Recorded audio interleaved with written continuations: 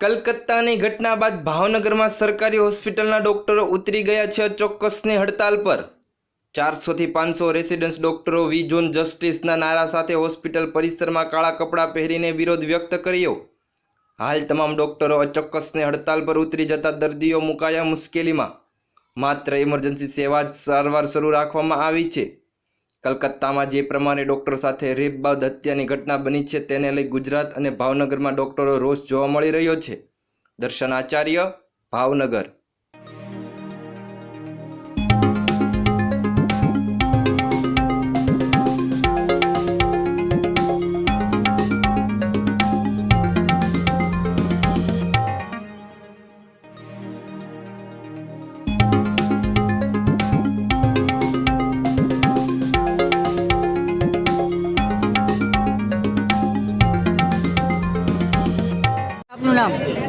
મારું નામ ડૉક્ટર વેદવરિયા છે। જેડીએ ભાવનગરનો પ્રેસિડન્ટ છું। આ આરજીકર મેડિકલ કોલેજ વેસ્ટ બેંગલમાં જે ઘટના બની એની માટે અમે અહીંયા અનિશ્ચિત કાળ માટે સ્ટ્રાઇકને જાહેર કર્યું છે।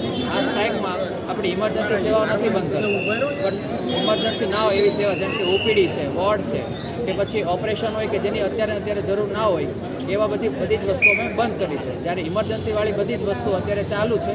અમે વેસ્ટ બેંગાલ આરજીકર મેડિકલના રેસિડેન્ટ ડૉક્ટરના સપોર્ટમાં છીએ। અમે કોઈ સરકારને કે એની અગેન્સ્ટમાં નથી, અમે એમના સપોર્ટ માટે અહીંયા સ્ટ્રાઇક કરીએ છીએ અને એ અનિશ્ચિત કાળ માટે રહેશે। 4 દિવસ જ્યાં સુધી તેમને કોઈ રિસ્પોન્સ નહીં મળે ત્યાં સુધી સ્ટ્રાઇક ચાલુ રહેશે। કેટલા ડૉક્ટરો જોડાણા છે?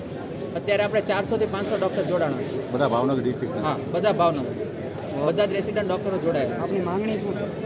અમારી માંગણી એવી છે કે જે દુષ્કર્મ થયું છે ડૉક્ટર સાથે એમને સરખો ન્યાય મળે, એમના પરિવારને ન્યાય મળે અને જે પણ લોકો પકડાય